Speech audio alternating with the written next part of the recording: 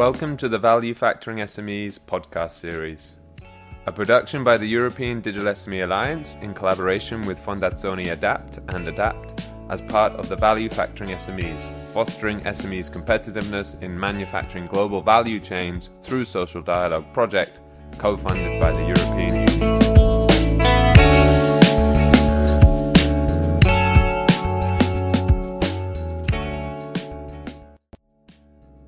Today's episode is titled Italy's Manufacturing Powerhouses, SMEs, Collective Bargaining and Global Challenges. I'm Jamie Nuttall.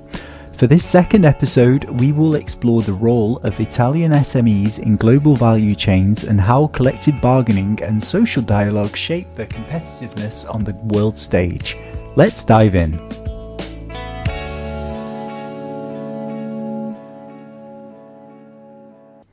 Italy is a unique case when it comes to SMEs and manufacturing. Here, small and medium-sized enterprises are the backbone of the economy, as they account for almost 75% of all industrial production, with an impressive overall number of 760,000 companies. These businesses operate in multiple sectors, but it is in high-quality, specialised production such as fashion, machinery and automotive components that their craft thrives.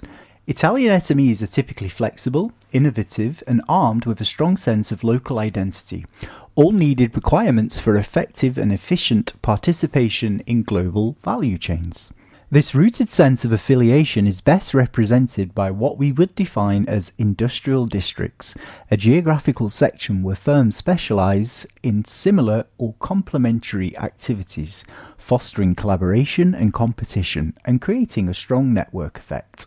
However, besides their strengths, these companies face significant challenges. The most common one is the imbalance between labour-intensive and low-margin conditions. According to one field research participant, the small size of these companies often limits their ability to participate meaningfully in large-scale projects or to expand internationally, causing a direct implication for competitiveness and innovation. Italian SMEs often end up trapped in highly competitive situations where the pressure to cut costs is intense, leaving little margin to invest in areas like training or new technology. This is where collective bargaining and social dialogue can play a transformative role. The country records a strong tradition when it comes to collective bargaining. The coverage of national collective agreements extends to more than 95% of the entire nation's workforce, including many SMEs. But like in most situations, behind positive conditions, there lies an additional challenge. While large companies have implemented in-house frameworks for bargaining, smaller businesses frequently rely on sectoral or regional agreements. This unpleasant situation heavily burdens SMEs during the negotiation phase, where terms that reflect their specific needs or the unique pressures of participating in GVCs often do not match. As explained by a trade union representative involved in our research, the union's role in guiding SMEs through the complexities of GVCs is crucial, but it's also limited by the resources available at smaller firms.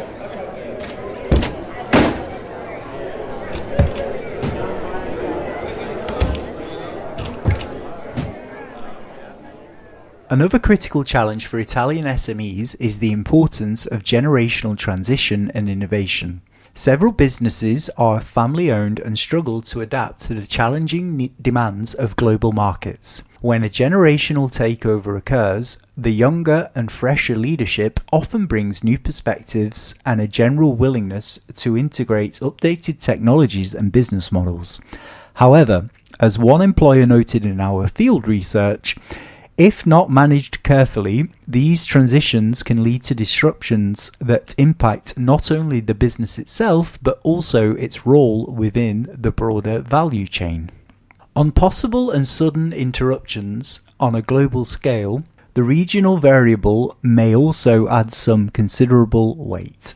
One respondent emphasized that territory is a strategic element for Italian SMEs, especially in regions like Apulia, which records unique opportunities through partnerships with Eastern European countries. This connection between local identities and a much larger global ambition can be perceived as both a strength and a challenge. While on one side it guides SMEs in maintaining a distinct high-quality approach to production, on the other, it can also generate change, aversion, especially in those sectors where traditional production practices are highly praised.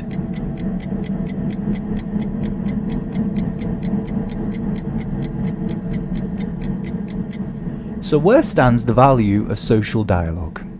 It is a platform where businesses, trade unions and other stakeholders can address collective issues like fair wages, decent work conditions and workforce training programs.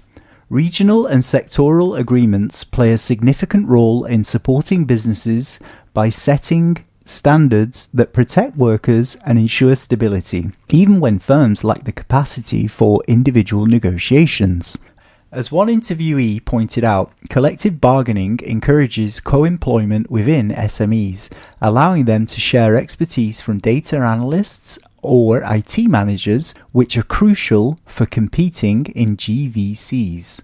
The SME's mindset shift is an interesting development within the global value chain sector. While in the past, many Italian SMEs primarily identified GVCs as a strategy to reduce costs, today there's growing awareness of the risks associated with long and complex supply chains, especially in light of recent geopolitical and economic disruptions.